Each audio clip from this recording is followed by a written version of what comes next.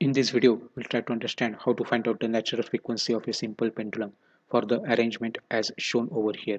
So we are having the concentrated mass M at the end of this thin rod, and the length of the suspension is capital L. Now first we'll solve this by using free body diagram method. So various components of the weight W is equal to mg are shown over here.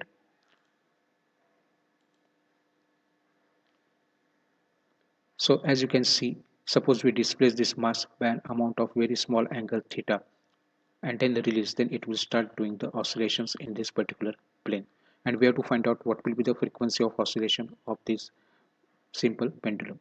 Now suppose the angle that is made by this displaced mass is theta with the vertical, so weight will always act vertically in the downward direction, so W is equal to mg. Now angle is theta, so adjacent component will be mg cos theta and opposite component will be mg sin theta. So those components, so this mg cos theta we have shown over here, and mg sin theta also we have shown over here. Now out of these two components, the component of mg sin theta is important for us because it will cause the restoration of this mass to the equilibrium position. So force is mg sin theta and perpendicular distance is L will be the restoring torque that will be acting over here. So during the displacement, so as we have displaced the mass, this is the initial motion. Inertia torque will be against the direction of motion. So it is I alpha, where alpha is the angular acceleration and alpha is nothing but the second derivative of angular displacement. So it is I theta double dot. And the restoring torque, just now we have seen that it is force multiplied by perpendicular distance. It will cause this particular concentrated mass to come back to its original position or equilibrium position. So we know that inertia forces mass into acceleration, that is in the case of linear motion, whereas in case of the angular motion, as we have indicated over here, it is I theta double dot. So equivalence is mass is replaced by mass moment of inertia and linear acceleration is replaced by angular acceleration in radian per second square. Now we are going to solve this problem by using free body diagram method or D'Alembert's principle, and then using the energy method also. So let us start with our explanation part for this. So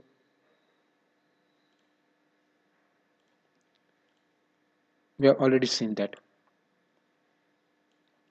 the conventions that we'll use over here is the forces or torque in the direction of motion will be considered as positive.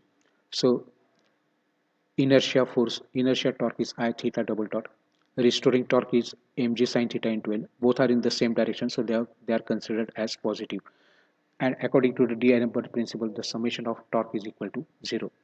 Now, for very small values of theta, we can say that sin theta and tan theta, they are approximately equal to theta, and cos theta is equal to 1 because cos 0 is 1. So let us start with our derivation part in this case. So we'll explain it step by step so that it will be easy for you to understand. So sin theta and tan theta, they are approximately equal to theta, and cos theta is equal to 1 for very smaller values of theta.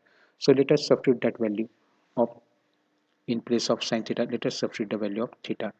So therefore we can say that I theta double dot plus mgl into theta, so we'll just rearrange the term, is equal to 0. Now we'll divide throughout by I, so we can say that it will be I theta double dot divided by I plus mgl theta divided by I, and 0 upon anything is 0, so it is 0 upon I. So we have divided throughout by I.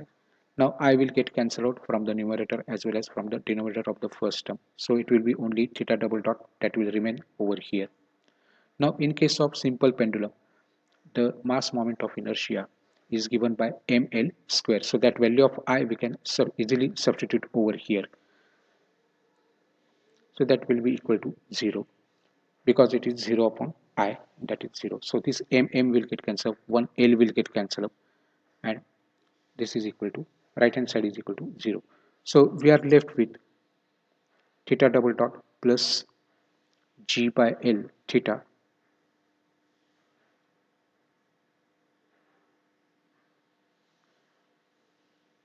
is equal to 0.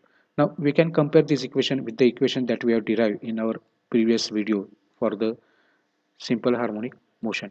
So we can say that if you compare this with the equation of SHM, then that equation which we have derived is theta double dot plus omega square theta is equal to 0, or x double dot plus omega square x is equal to 0. So if you compare these equations, then we can say that angular velocity square or omega square will be equal to g upon L, or we can say that omega will be equal to square root of g upon L.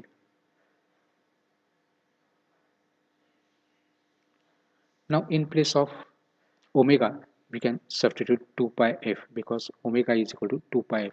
Now omega is the circular frequency in radian per second. So in place of omega, we can substitute 2 pi f or 2 pi fn, correct? That is for the natural frequency. So we can say that f will be equal to 1 upon 2 pi square root of g upon L, expressed in terms of hertz or cycle per second or oscillations per second.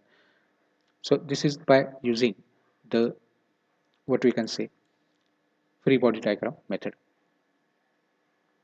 Now we'll see the same example using the energy method. So again we'll draw the free body diagram, but here it will be only for indicating the height h by which the ball has raised. So this is the direction of displaced mass, correct? Now this is capital L.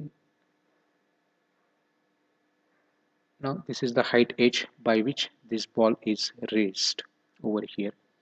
So we can say that the remain, this is L cos theta. If you consider this right angle triangle, if you consider, so let us use the pointer over here, laser pointer. So if you consider this right angle triangle, and if this hypotenuse is L, then adjacent component will be L cos theta. So we can say that the value of h comes out to be L minus L cos theta. So that if you take L common, it is 1 minus cos theta.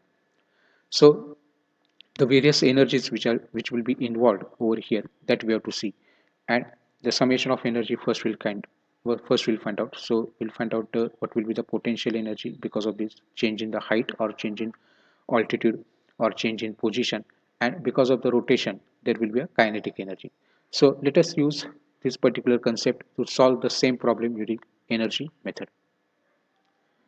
So let us assume that the total energy is, suppose, say E. The various books they use various notations. So energy method, or it is also known as the Rayleigh method. So let E is equal to total energy, as we have already discussed, and that total energy in this particular case will be nothing but the rotational kinetic energy, because it is oscillating, the mass is oscillating or doing some vibrations or oscillations, you can say. So it is rotational kinetic energy plus potential energy due to change in the altitude. Now rotational kinetic energy will be 1 half I omega square. Linear kinetic energy is 1 half mv square. So in place of m it will be I, and in place of v it will be omega. And potential energy, as we know that it is mgh. So this is 1 half I. Omega is nothing but theta dot. So in place of omega you can substitute theta dot in the, so suppose this is theta dot square plus mg, and in place of h, just now we have calculated the value from our figure, previous figure, that is, it is L minus L cos theta. So you can take L common, so it will be 1 minus cos theta in the bracket. So this is 1 half I theta dot square as it is, plus mgl 1 minus cos theta. Now the energy can neither be created nor destroyed, so it will get transferred from one form to another form, and therefore if you differentiate it energy E with respect to time, that derivative will be zero because energy is constant. And let us see what will happen on the right hand side of the equation if you differentiate with respect to time t. So let us start with our differentiation part over here. So it is dE upon dt will be equal to 1 half into I, which is a constant. So it is derivative of only theta dot square that will remain, plus mgl d by dt of the bracketed term, that is 1 minus cos theta. Now, as the energy is constant, derivative of constant is 0. So left hand side derivative will be 0. So it is 1 half I. Now derivative of theta dot square will be 2 theta dot, and again derivative of theta dot by chain rule, because we are differentiating theta with respect to t. So it is d by dt of theta dot plus mgl as it is. Derivative of 1 is 0 and derivative of cos theta is minus sin theta, and as again we are differentiating with respect to t, we can say that it is d theta by dt by chain rule of the derivative. So this step is important for us. So further simplification will give us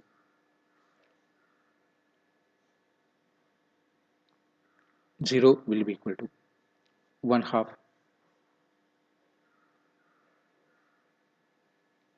I into 2 theta dot. Now derivative of theta dot is nothing but theta double dot, that is derivative of velocity is acceleration. So this is mgl. Now this minus minus will become plus over here. So this minus and this minus will become plus. So it is sine theta, and d theta by dt is nothing but theta dot, that is omega. Now you can see throughout the term we can cancel out 2 from the first term, and we can take theta dot also as common. So first we'll cancel out these 2, and now we can write down the equation I theta dot theta double dot plus mgl sine theta into theta dot. Now we can take theta dot common from both these terms. So this theta dot and this theta dot, it is common. So you can take that term common from this. So it is I theta double dot plus mgl sine theta, bracket complete. Now in place of, for smaller values, we can substitute in place of sine theta as theta. So it is I theta double dot plus mgl sine theta is equal to 0. Now this theta dot will get cancelled with this 0. So 0 upon theta dot, that is 0. So we are left with only this equation, and now we'll replace this sine theta by theta. And now if you see, we have obtained exactly the same equation as we have done in the previous method, that is nothing but the free body diagram method.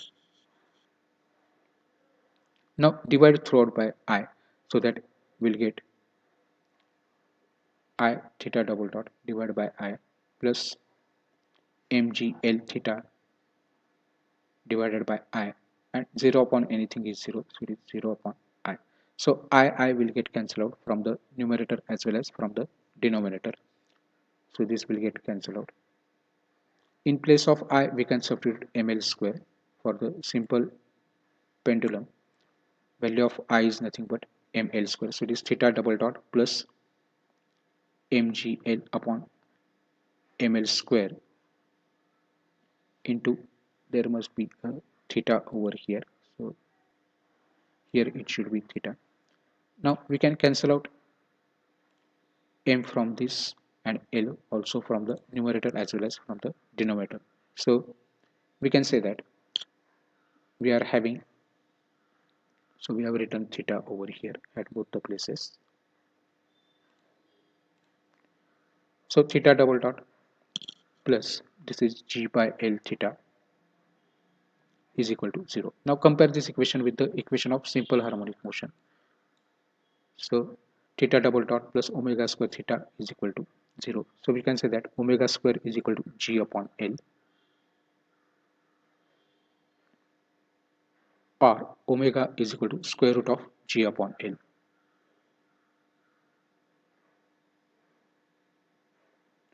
In place of omega, we can substitute 2 pi f. So it is 2 pi f is equal to square root of g upon L. And therefore, f will be equal to 1 upon 2 pi square root of g upon L. So the same equation which we have derived earlier. So we are obtaining over here by this method. So in this way, we can find out the natural frequency of simple pendulum. Thank you very much for watching.